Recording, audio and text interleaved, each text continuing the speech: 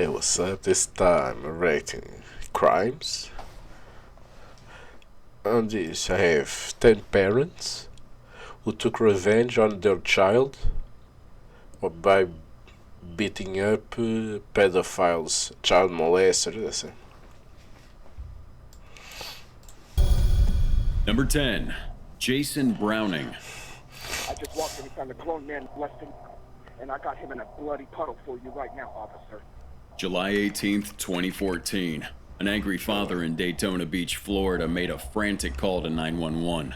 He reported that he had caught someone molesting his son and took matters into his own hands by beating that molester until he was knocked out, ready for the police to apprehend. The father, Jason Browning, described the scene to the dispatcher, stating that the assailant, Raymond Frolander, was still breathing but unable to speak.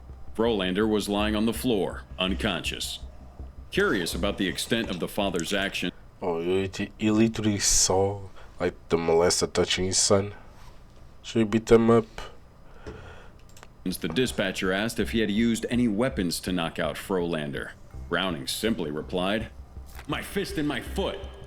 The shocking photographs of 18-year-old Raymond Frolander's battered face quickly spread across news outlets worldwide. They served as a visual testament to the violent encounter he had experienced at the hands of the enraged father. But the question is, what really happened that fateful night? According to the father, he immediately sensed something was wrong when he arrived home. The look on Frolander's face confirmed his suspicions. As Frolander's pants fell to his ankles, the father knew no further explanation was needed. He had witnessed a disturbing sight that left him with no... Bro, what is he the molester with? Like, bro, the pants in his knees. choice but to take action. Oh, he didn't kill him. The father explained that Frolander, who was close to the family, was in their apartment while he was out. However, when he returned home and discovered what happened to his son, he began beating this harasser up until he was black and blue. He even told 911 dispatcher that he had loved Frolander up until 15 minutes ago. You can easily imagine that Jason Browning was seeing red at that very moment. So what stopped him from killing Frolander with his bare hands?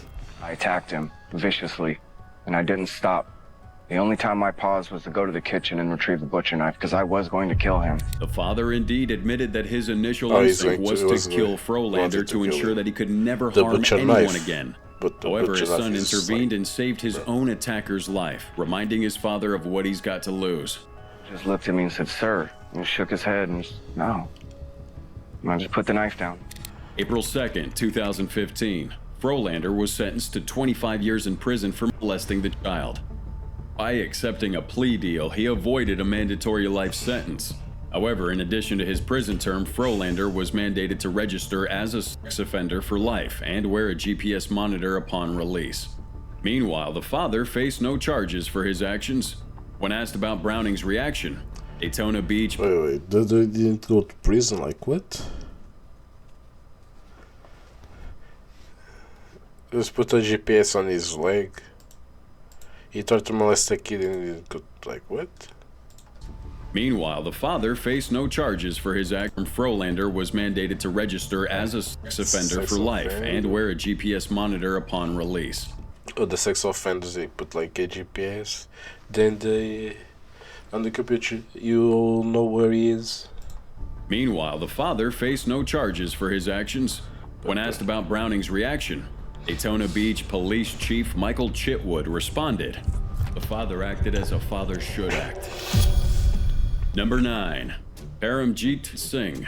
A father in India turned into a relentless vigilante after a teenager sexually abused his daughter. Paraminder Singh was accused of molesting Paramjit Singh's baby in 2014 after the child's mother caught the teen in the act. April 19th, 2016, right after the court hearing, Paramjit Singh announced that he was going to forgive the accused and settle the matter outside of court. However, his plan for settling was far beyond anyone's wild imagination. Paramjit offered to drive the boy home to the village where they both lived, Kotliablu, on his motorbike. Along the way, however, Paramjit stopped that bike and brutally attacked Parminder. He beat him badly, tied him to a tree, and chopped off his hands with a machete. Paramjit then fled the scene, leaving the teen abandoned near a canal. Okay. The thing touch like what?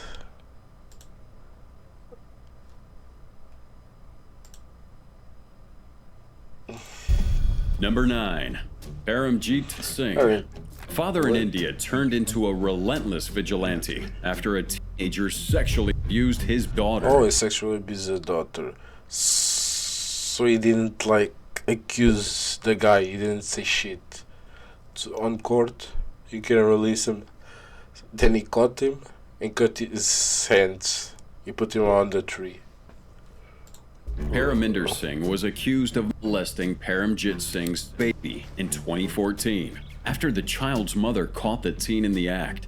April 19, 2016, right after the court hearing, Paramjit Singh announced that he was going to forgive the accused and settle the matter outside of court.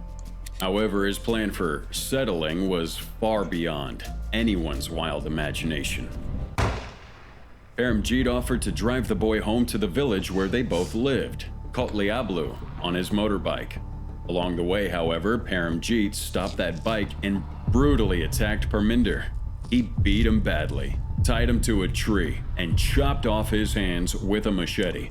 Paramjit then fled the scene, leaving the teen abandoned near a canal, writhing in agony. The local residents discovered the teenager and quickly informed the police, who rushed him to the hospital where the doctors managed to stabilize him, but his hands couldn't be saved. Paramjit Singh was arrested the next day and was charged with attempted murder under Section 307 of the Indian Penal Code.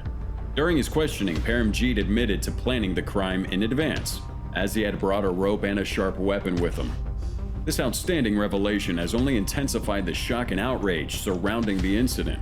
Supporters argued that the father's actions were driven by his anguish and frustration with the justice system's failure to adequately protect his daughter.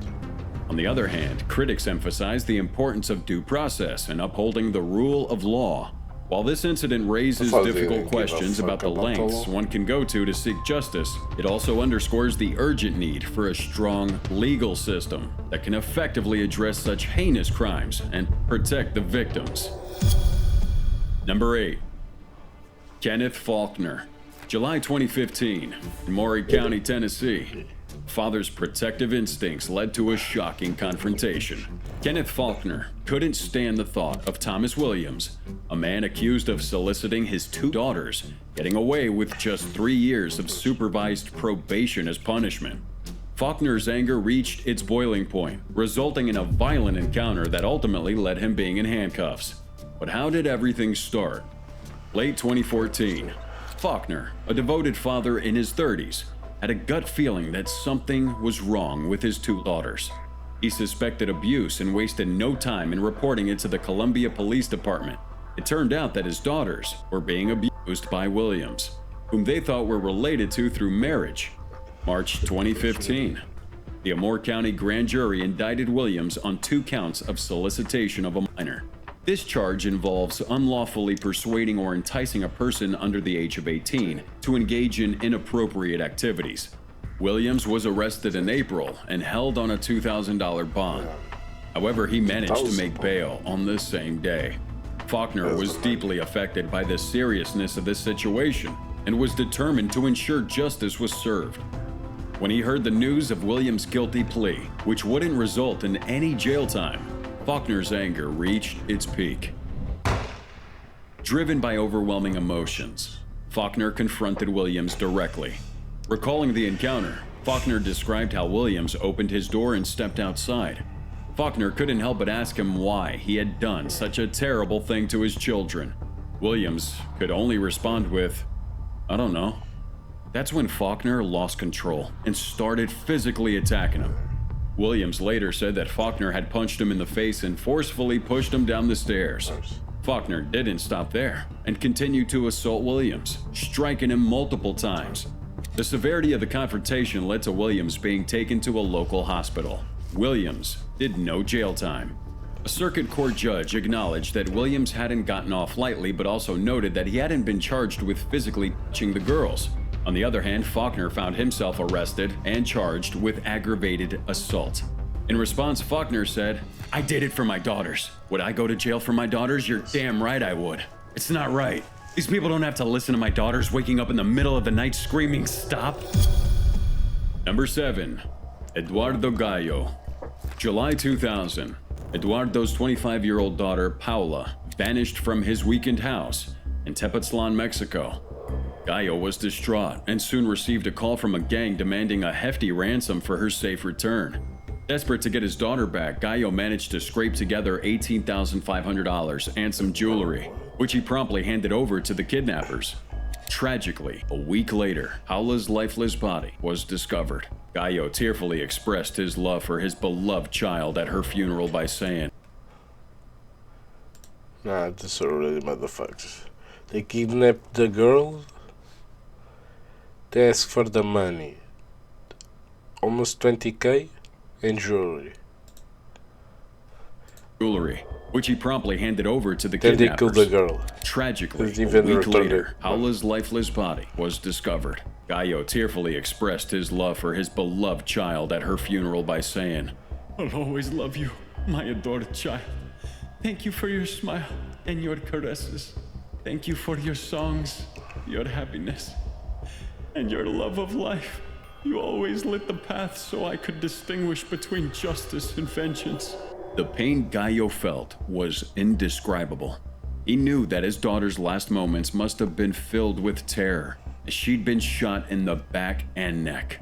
Although 3 suspects were swiftly apprehended, the actual triggerman responsible for ending Paula's life remained at large, driven by an overwhelming desire for justice. Oh, they got caught, but one that they shoot was not. Apprehended, the actual triggerman responsible for ending Paula's life remained at large, driven by an overwhelming desire for justice. Gallo made a drastic decision. He shut down his consulting firm and transformed himself into a relentless sleuth, determined to track down the killer himself. Over the next year, Gallo tirelessly pursued leads on the streets and meticulously analyzed phone records. His research revealed that a staggering This guy is 90% already obsessed. He calls his company so he can use all the resources to know who killed his daughter or who pulled the trigger. kidnappings in Mexico go unreported. This is because the closest to the victims are often paralyzed with fear, terrified of the brutal consequences that may follow. But what about Paula? She was kidnapped from her parents' house by a group of audacious men who broke into the house. After ransacking the place, Wasn't they on the street, forcibly the kidnapper inside the house. They grabbed Paula and made their getaway in 2 stolen cars from the driveway. Also, what sets Paula's case apart from any others in Mexico was that her father was not the type to give up or back down out of fear or reprisal.